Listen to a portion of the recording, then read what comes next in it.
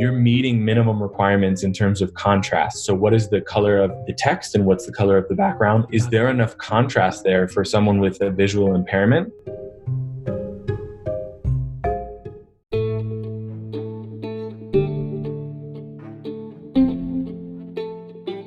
Hey everyone, thanks for tuning into Nodes of Design. To help support our mission spread knowledge, we have a very special guest on today's episode. Let's welcome Sharif, who is a producer and director turned into an UX designer and also a UX mentor at General Assembly. Sharif had worked with clients like Marriott, NBC Universal, Chase, Ole, Ford and Gartner. Sharing his wide array of industrial experience, on today's episode, Sharif and I had a great conversation on how to build accessible products, what exactly is accessibility standards that one must follow to build products that are universal for all. Also, we focused on the ethics side of design and how being a designer, it's your duty to design some ethical products while avoiding the dark UX pattern. So stay tuned and happy designing, everyone.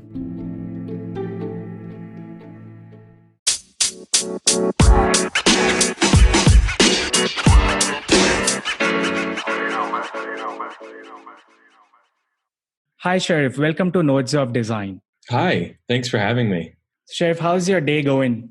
It's good. Timing wise, we're kind of in the United States, we're in the middle of starting to loosen up some of the shutdowns and lockdowns based on the pandemic. And so I think people are still very cautious and wondering what's going to happen with remote work and everything that's going on right now. I think, things are as good as they can be in these times. And I'm really hopeful and positive. That's great, Sharif. And thank you so much for joining our Mission Spread Knowledge. Absolutely. And I think this is an awesome podcast. And so I'm super excited to talk. So Sharif, if you could give a brief about you to our audience. Sure. I actually grew up in Hawaii, a small island. Was always sort of interested and obsessed with art and technology. And so went to university in Silicon Valley, started working in sort of marketing for some big tech companies in the security space and in other areas. And then I got into filmmaking and I started producing a lot of films and marketing materials. And more I started doing post-production and animation, and I started getting sort of UI,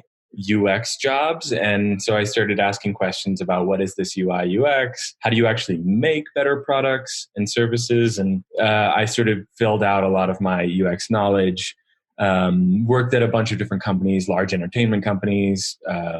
I've worked in-house on product teams, a bunch of startups. Yeah, so it got to the point where I actually started teaching at GA and other courses and started doing workshops with a lot of Fortune 500 companies, basically implementing design thinking and different strategies for growing product teams. Thank you so much, Sharif, for your brief intro.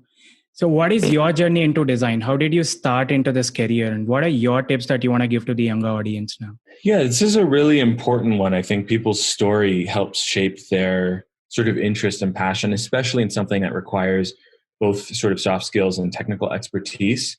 You need a story that really helps sort of drive you and motivate you to continue and work hard even when things are getting difficult. So from a young age, I actually, I struggled in school. I had dyslexia. And for the longest time, I was really struggling with reading and keeping up with materials.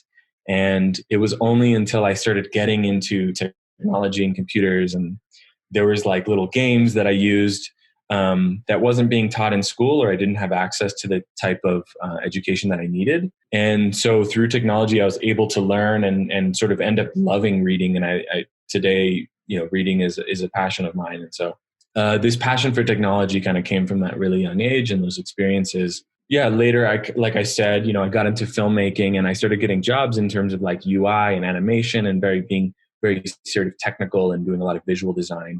But the more that I realized that the artistic or the visual side of it wasn't as important or powerful as sort of defining your problem and getting the research, I started becoming more and more passionate about the psychology of design, the science of design.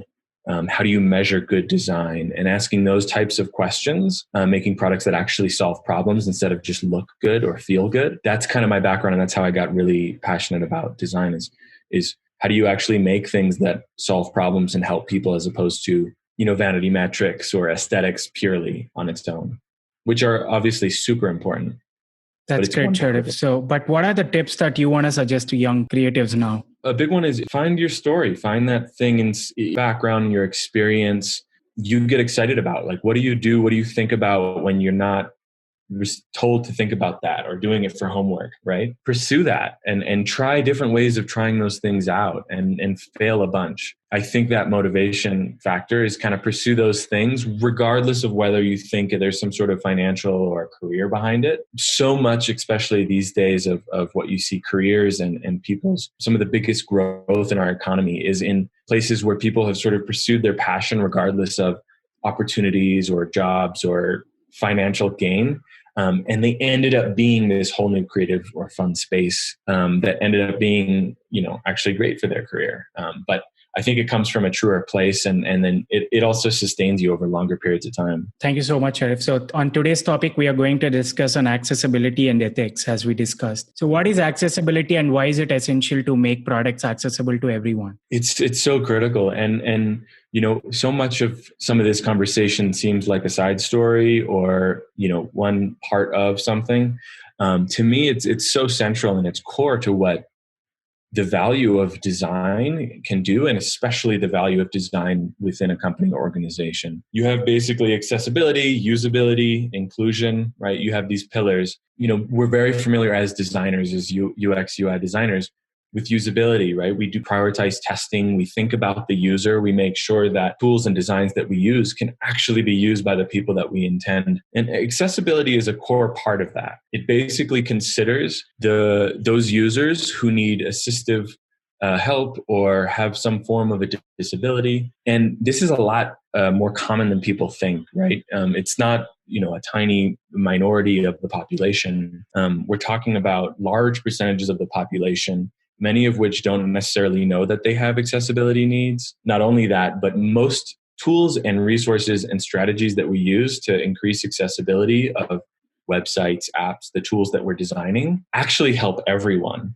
And I've got a bunch of great examples of that, where if you focus on someone with an accessibility need, for example, hard of hearing or vision impairment, the strategies that make that work for those folks end up helping everyone and making the designs both aesthetically, just in terms of solving a problem. They do them more innovatively and end up reaching more people. And they help people in a variety of different situations. Yeah. So, if you think about accessibility specifically, right? So there are some legal sort of frameworks around your website or your app or your tool accessible to many people. And there's actually been several lawsuits. So in the United States, we have certain laws saying that businesses, if you're serving the public, you need to make your services, your business, your organization accessible to everyone, right? So if you had a physical store, and a large number of people couldn't access your store, that would be a big problem, right? And so there's actually been several lawsuits where people have actually been able to sue companies, huge companies like Netflix and a bunch of other companies, for not being accessible to everyone. And these are actually really important lawsuits. I know some people can be cynical about some of these lawsuits. Not everyone is going to be a positive thing, but there are examples where you've had, whether it's a pizza website, being able to order pizza, or something more critical like being able to apply for a job or being able to access resources or healthcare. These types of services and tools need to be accessible for everyone. Some of these lawsuits and some of these guidelines and some of these resources are able to actually help companies, large and small, be able to be more considerate and conscious of making sure that their services are available to everyone, especially these smaller to mid-sized companies that they don't have huge budgets. They don't have a ton of resources. So they don't know necessarily how to navigate these things. And so it's really important that there's clear guidelines available for everyone in order to how to make your website accessible. And it actually increases business. And and like I said, when you work on accessibility for the folks who need it, you end up helping everyone and making your site just more usable and friendly to all of your customers and all of your users. And there's countless examples where businesses have grown dramatically. So you've got, in the global context, a lot of that guidance that I was talking about comes from the Web Content Accessibility Guidelines, WCAG. Yeah. And so they come out with a lot of guidelines. They even have a bunch of tools that you can, easy free tools to use, that you can basically put your your site or your tool or whatever you're designing in Sketch and Figma and a lot of the design tools that we're using. And you can make sure that, for example, you're meeting minimum requirements in terms of contrast. So what is the color of the text and what's the color of the background? Is there enough contrast there for someone with a visual impairment to actually see and make that out? And so I mentioned that I have dyslexia. One of the things that's a really strong design component is making sure that you have enough sort of visual hierarchy, both with your text, but also with your visuals. When you think about visual hierarchy, what's important, what's less important, how do we make this page simple? How do we declutter and organize the information in a more sort of chunked, easy to understand way? Again, that helps people with disabilities, people with visual impairments, also people with different neurological differences, but it also helps everyone, right? When you look at a page, regardless of your background or your needs, and there's a ton of visual hierarchy, you have very large, clear titles, right, that are succinct. You have copy, you have clear separation between body and the titles. You have a lot of sense of prioritization in terms of what's important, what's not on the page. These are things that both look aesthetically good and they're very scannable and learnable. Again, this helps everyone. So accessibility is one of those superpowers that designers need to tap into to help make their designs just so much more effective. Thank you so much, Sharif, for giving us such great insights. So on top of this, I would like to add, there's this framework called as POUR, POUR framework, using which you can always make some great accessible designs that is perceivable, operable, and understandable and robust. So if your system does consider all these four things, then obviously it's an accessible product that you are making for everyone. Absolutely, right? And the key to that is you have all different kinds of accessibility needs. By having frameworks like that, which is super effective, you're able to make sure that you're sort of checking the boxes in terms of making sure that you're actually hitting on the primary modes of communication and meeting those needs for the different types of accessibility needs. One of the things that I've found in my career is in different environments is, and it's been hard, right? This is a learning curve for everyone. You have to use these simple strategies that you can actually make sure that you're touching these bases, because this can get fairly complex. And so implementing those types of strategies where it's very bite-sized and accessible, where you can actually go through a checklist and make sure that things are meeting those needs has been really helpful for me as I work at, huge entertainment companies or with sort of hospitality clients that have to serve millions of people, and they have to be sort of accessible. And so another strategy that I use is making sure that the personas that we're using in design, right? So we have personas backed by research. We use these personas to help design, right? And so what are their needs? What's their background? What are their preferences? But also what can they do? What can't they do? What's their content? And so a lot of times it can be really helpful to make sure that users, your representative users, potentially have an accessibility need, right? Or a physical or mental disability. And for designing for them, those types of constraints are really powerful tools in actually creating innovative solutions. And so if it works for that user, it's going to work for a lot of these other users too. And so that means bringing in, when you do tests, you do some usability tests, whether you're doing guerrilla testing where you just put it in front of a few friends, or have a small number of people use your prototype, or if it's a more formal sort of, you've screened a lot of users and you're doing a more formal research, make sure that you actually have users' accessibility needs or a disability. And seeing that for yourself is going to help you and your team sort of empathize there and understand, right, what are the ways that folks like this need in order to access these tools. How can we make this work for everyone and not just a subset of users that we primarily think about? Or how do we not exclude really key parts of the population that really, uses the internet, uses these services more and more, and it's only growing. Thank you so much, Sharif. Totally agree with you on that. Let's move to the ethics side now. What are the ethics in design, and why are they so fundamentally important in designing solutions? Yeah, the ethics is always a tricky thing to bring up, right? Especially in the context of business. And as designers, we're largely working for businesses who are looking to make a profit. They're looking to grow. A big part of that is prioritizing what's important to them and these companies, right? The business framework of thinking. And oftentimes ethics is like politics, it becomes sort of a landmine, right? People have different ethics, different points of view here. And so sometimes those topics are avoided. The problem with that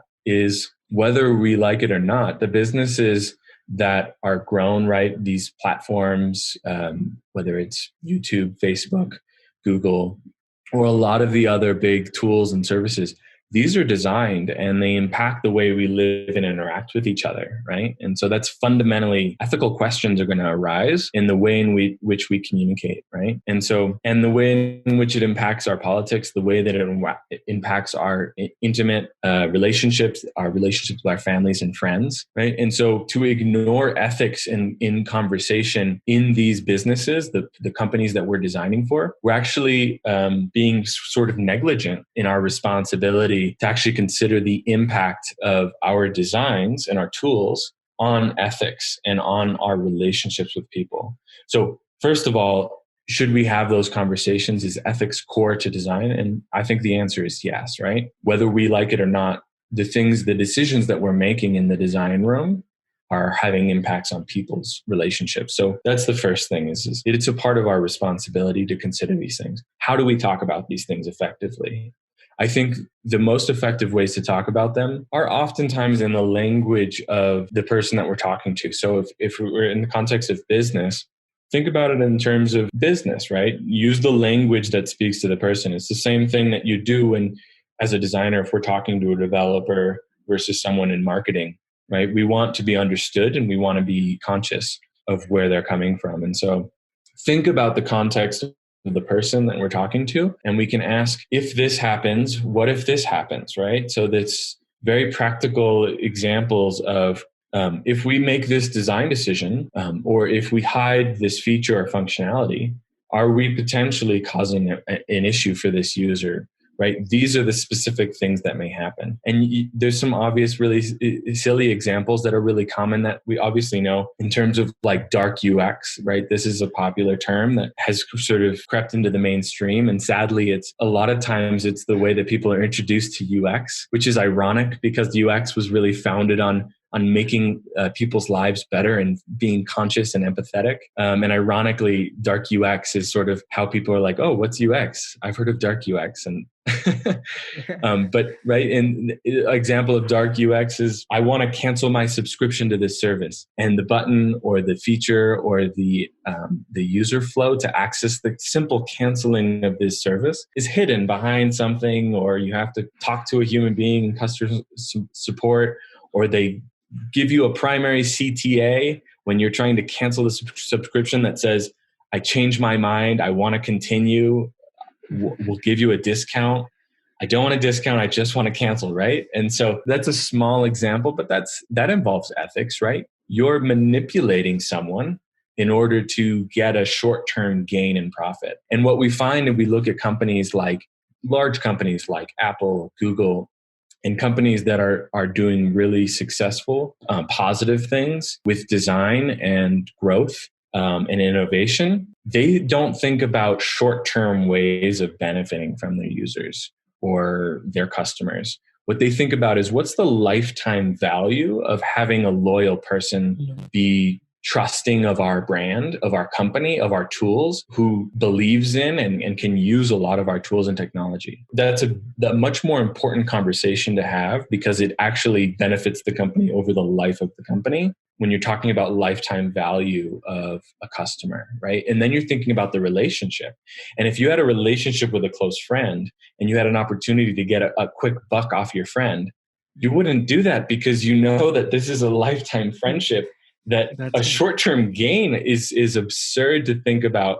I'm going to make a quick buck off a friend. That's not why I'm in this relationship with this person. And there's so much more value that this person brings to me as a part of my life over the course of my life than me making a few dollars in the short term. And so if we start thinking about our customers and the people that we're trying to improve their lives more as a relationship over the course of the life of that relationship, then you're going to start asking different questions and having different ethical conversations. How do we maximize the potential of this person? How do we give this person more access to tools and features? How do we make it super easy to cancel or stop paying if they temporarily don't have the cash or the money to use these tools? How do we make it super easy to start up again if they need that? Then what you're doing is you're building trust and you're thinking about brand. And it's such a more powerful conversation. So I think in ethics, again, how do we talk about these things in ways that make more sense to the business, but also are grounded in practical, real examples where we can actually do solutions that solve problems and build relationships with our customers. Thank you so much, Sharif, for explaining ethics in such great real-time examples. I thoroughly enjoyed it. So on a concluding note, do you want to suggest any 3 reads to our listeners? Yeah, sure. One of the things I love about design is hearing about where people in design come from, right? Their backgrounds. And, I taught design for a little while. And many of my students were waiters or came from acting or different places. Leveraging their experiences of the background, it brought such an awesome perspective, right, to design, because they have all these experiences that are unique and amazing. It's not always just like visual design or something along those lines. It's something really unique or interesting, whether it's sales or whatever it is. And so similarly with books, I like to recommend things that are just either interesting to me or in a different realm or department or industry, because I love bringing in those different subjects and seeing how it can enrich and enliven the design space. So it's not literally design. One of those subjects is sort of psychology, obviously super important to design, but also just in terms of relationships and understanding ourselves better and our motivations. So Thinking Fast and Slow by Daniel Kahneman, incredible book. And he's one of the most respected people in the field of behavioral economics. And so understanding why people do what they do, how they think, some of our biases, some of our misconceptions. So that's a really powerful book. One of the other books is The Best Interface is No Interface by Golden Krishna. And he's basically, it's sort of a bit of a poetic book, but he's sort of frustrated by this obsession with screens. And as designers, we understand this. And most of the time when we're thinking about building things, it's within the box or the framework of a screen, right? It's an app or it's a website. But design and UX and research applies across technologies and platforms and devices, right? So when we get into voice design, when we get into these other areas of innovation and technology,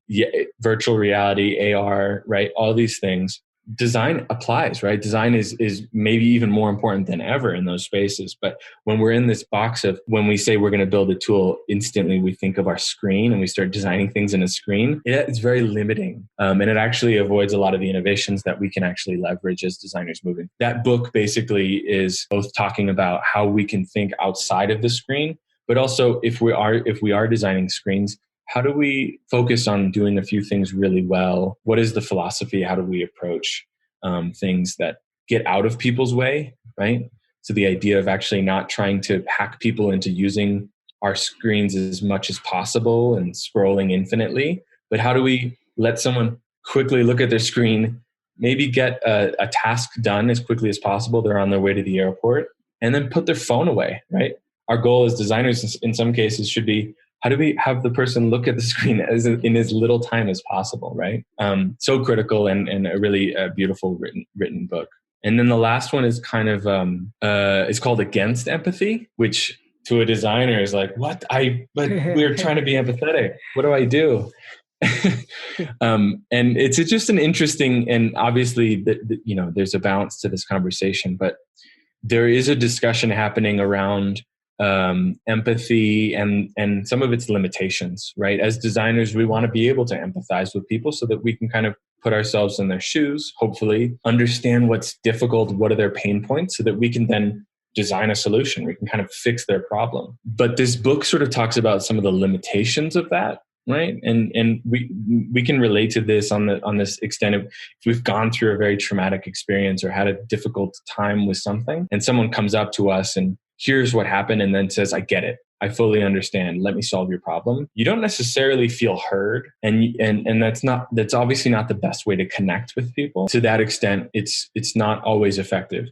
But even further, if we're replacing people, including people from diverse backgrounds with a set of really important experiences, and we're replacing that and just saying, we're empathizing with those people, but we're not including them in the process, right? We're not actually having them be designers. We're not actually having people with diversity backgrounds, diverse experiences, different perspectives than my own. If we're not including them in the conversation, I just need to empathize with them and then I have them covered. I don't need to think about them anymore. Empathy can actually be pretty harmful.